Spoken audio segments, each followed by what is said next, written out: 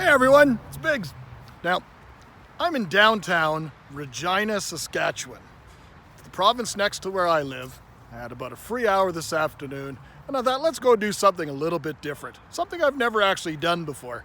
We're gonna go to the Royal Saskatchewan Museum directly behind me, and we're gonna do a little wander through and see what they got to see there. They have some really neat things, unbeknownst to most people, but they actually have the world's largest T-Rex skeleton. And it was found in 1994. 1994 it was found. It was found in Saskatchewan, and it was 65% intact, meaning that's how many bones, 65% of the bones. And this T-Rex is actually larger than the other one that used to hold the title, and that's Sue, and that is at the Chicago Field Museum. So let's go take a peek, see what else they got in there. Should be kind of neat. Join me.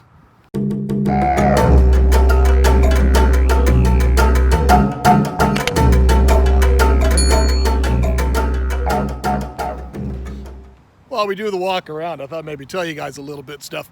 So Regina, Saskatchewan, as some people like to giggle when I say that name, it's actually the city my wife was from, and I come here every month for work.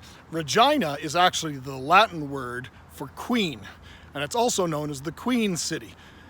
So we're getting almost there to the front. Now this museum actually opened up, it's had many homes over the years, and it was a natural history museum that was developed and decided to, as a method of preserving some artifacts that were found within the Canadian prairies, particularly in Saskatchewan. And I believe that it first started out in 1906 and had many homes over the years until they had their golden jubilee, where it came to have the home it has today. So let's go take a peek. Now this museum is actually two museums. There's one here in Regina, Saskatchewan, and there's one else in the far southwestern corner of the province. And that's where a lot of the T-Rex stuff was found, the original place. So they have a discovery center there as well. But I believe they have one here in this building, the main one. And we're gonna go take a peek. The entrance to this building, for this museum, the admission is actually, it's free. They just said respect that you give a $5 or more donation to come in and see it. So let's take a peek. All right. We're in. Now there's three options you can do. You can go upstairs, or you go downstairs, or on the other side you go in that way as well. So there's three different entrances. Three, not two. But there's three different entrances that you can choose. They recommended that I come in this one first, because this one has, without question, the most impressive thing to see. We could have saved that to the end, but let's hit it off with a bang right from the get-go. Let's go take a peek at Scotty.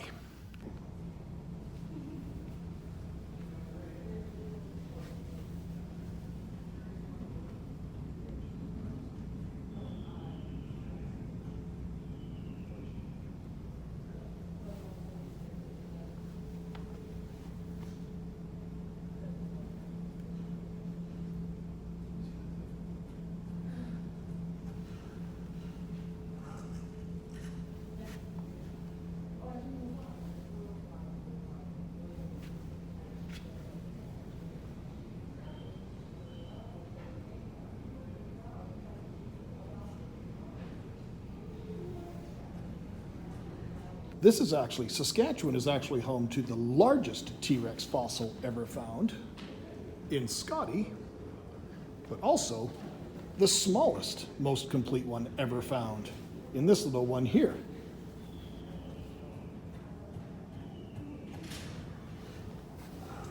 This one I think I could deal with. That one, nope. That's the world's smallest T-Rex specimen. Metatarsal is missing, but it's estimated to be 9.7 centimeters in length compared to 69 centimeters on an adult. What is this thing? Is this supposed to be a young one? Well, that's just bizarre looking. Yep, so here they are here.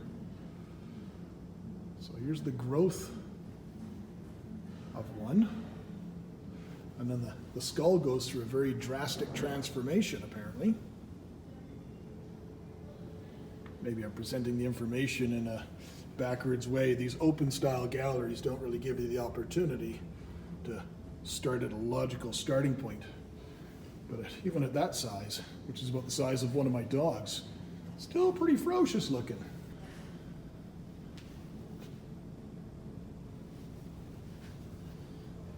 Feathered friends. Birds are food, not friends. But I guess if I lived in the era of the dinosaurs, I would be the food. Here's some examples of the different teeth of some of the different ones. When you look at the size of the one for the Tyrannosaurus, that's my hand resting on the case. You know, it's a pretty formidable animal.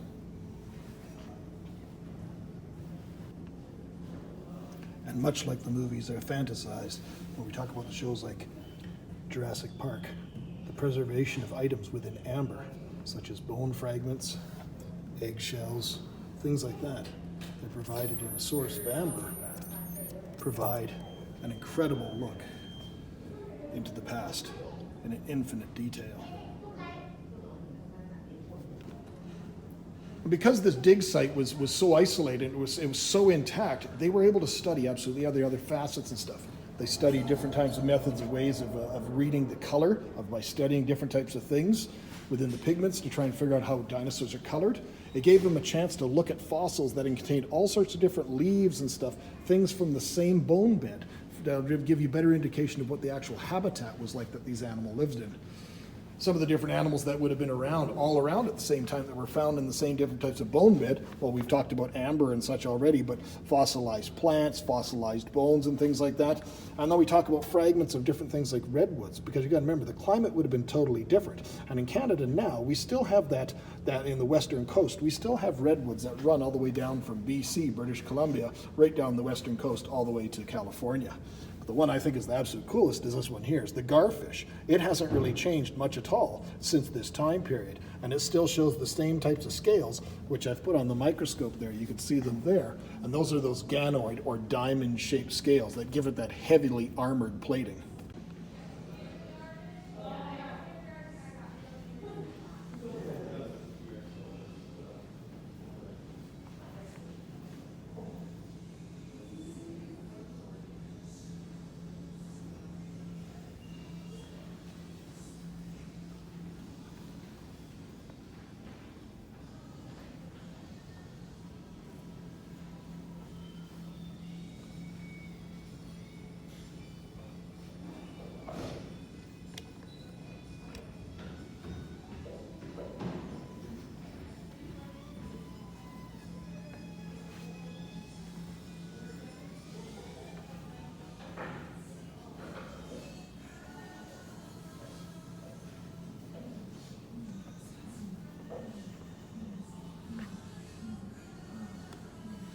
So I think overall, this is awesome.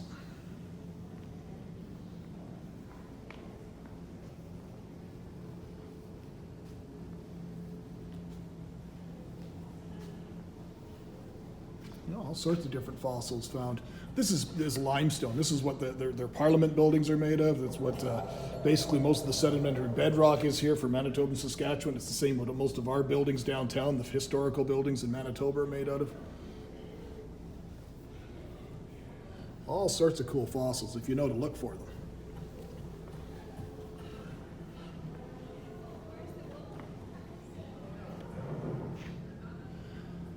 I think you're pretty cool, Scotty. Let's continue on, see what else there is to offer. Well, there we go right away, even before we leave. Coprolite. It's basically dino poo. It's not basically, it is what it is. Oh boy, we got a cross section. World's only, this is the world's only known coprolite. Fossilized poop from a T-Rex. I know it's that because that's what it's got bone fragments and everything in it. Look at that. Look at that incredible piece of poo. Okay, onwards.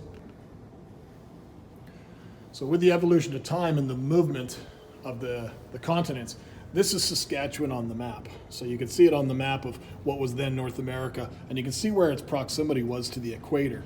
And then you can see over the years how it started to move. So it's the Carboniferous periods, and then as we went into the Triassic period, it was decidedly more north.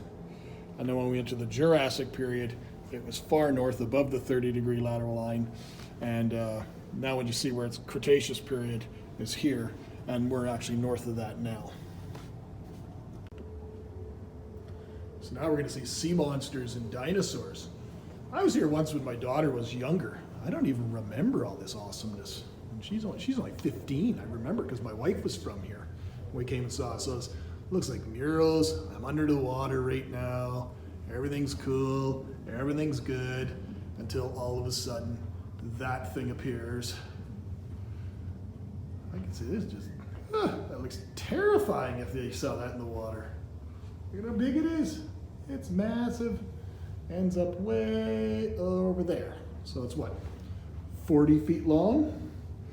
And these guys were the rulers of the sea. It's a mosasaur. More closely related to lizards than dinosaurs. They eat fish, turtles, free-swimming swellfish, everything. I think they could eat whatever the hell they want. And it's hard, it's lower light, but you can kind of get an idea. There's the skeleton remains of one, all pieced back together.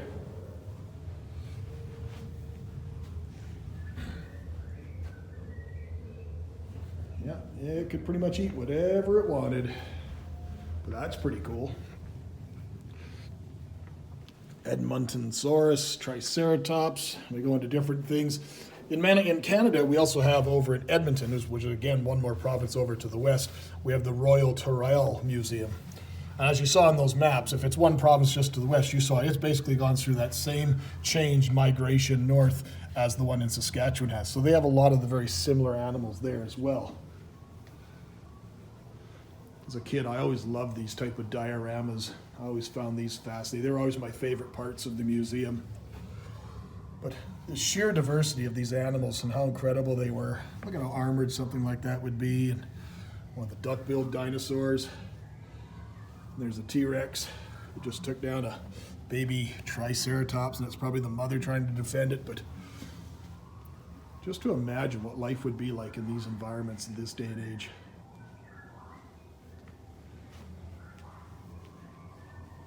There's the Edmontonsaurus, the duckbill.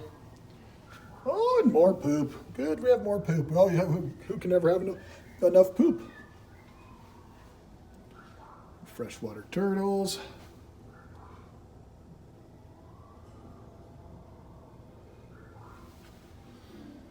And then we keep going on. And there's the skull of a Triceratops. You can see on the right side of its frill, it was broken during its life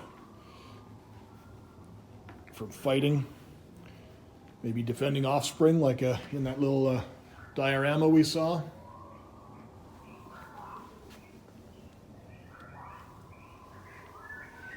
Then we go into the grasslands and all the different types of grazers, and this was the first sign of a lot of these type of animals, which became our modern day herbivores. Another stunning diorama.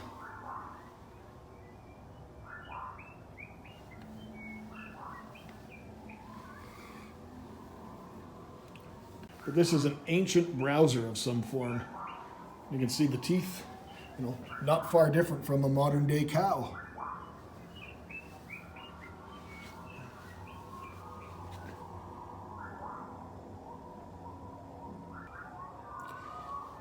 Thankful my pigs do not get that big. I love this full immersion where you get the trees and stuff like that and the murals and stuff. It really feels like it's bringing you directly in. And on the ground they have footprints and stuff of some of the different animals that would have been around in this sort of time frame to engage the children and get them through the museum and really see all the stuff. I think that's super cool.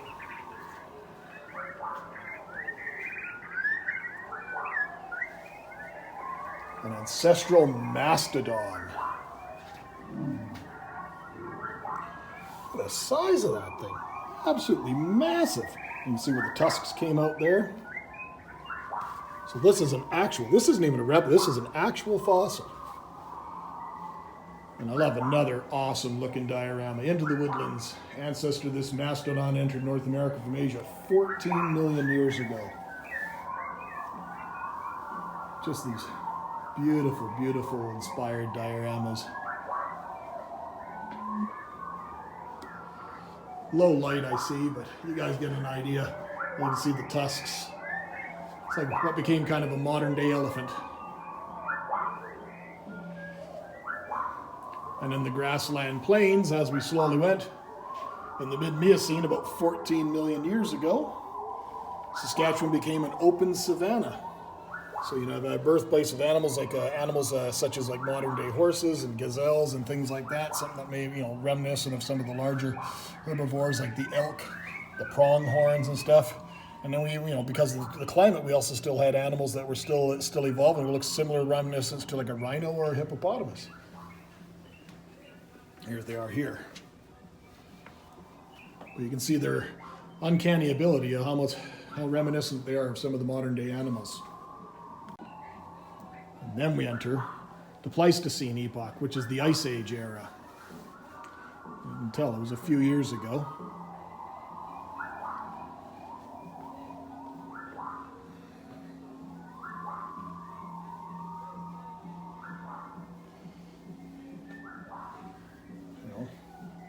Some sort of like an oxen or something like that. And then there's the giant sloth bear. These were really, really big animals. I guess they're that era's version of like squirrels or ground squirrels. Yeah, giant sloth bear, there it is right there. White-tailed prairie dog, bone-crushing dog, horses, shrub ox, and an imperial mammoth. Now we're on the subject of mammoths.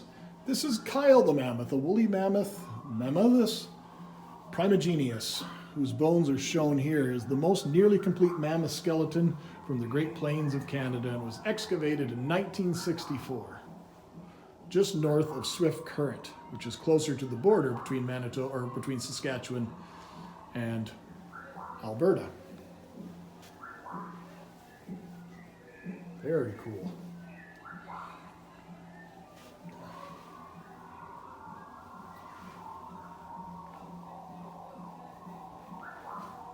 Now this is decidedly different than my boy, but this is a giant bison. That horn spread, I bet you those are more than 3 feet. They're probably 40, 42 inches, each one of those horns. So we're talking almost an 8-foot span there, just between the horns. Chewy's not even that big. The size of that head is just massive, but you can see the big difference with the bison shape with the dorsal bones. The extensions of their spine.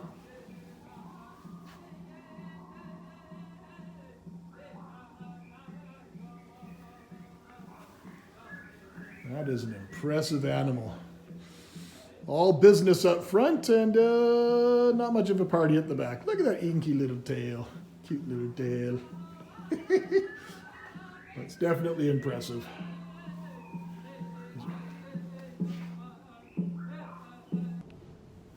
To say this wasn't an absolute fascinating trip, just to come and see this one gallery alone would be an understatement. I think it's absolutely awesome, great for the province, and great for me to be able to come here and be able to share this with you guys. Hopefully you guys enjoyed it. But wait!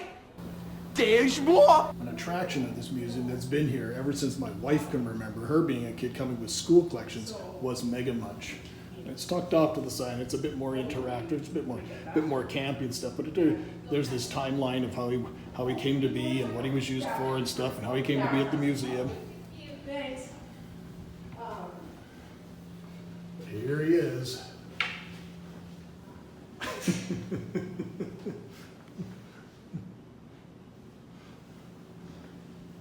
And you can even make him roar.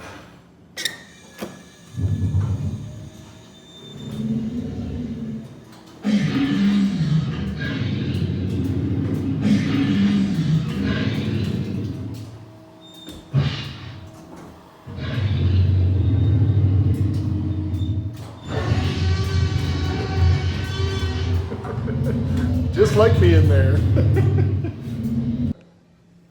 All right, guys, I said we're going to take a whole tour of the museum. I'm not kidding. We're going to do the whole thing. But I just think this section here, especially with Scotty behind me, was so incredibly impressive and over the top, as well as all the other things that I saw in the dinosaur exhibit. I think that's going to be video one. Let's go into another gallery and see what it looks like. But that'll be coming soon. Thanks, guys. See you next time.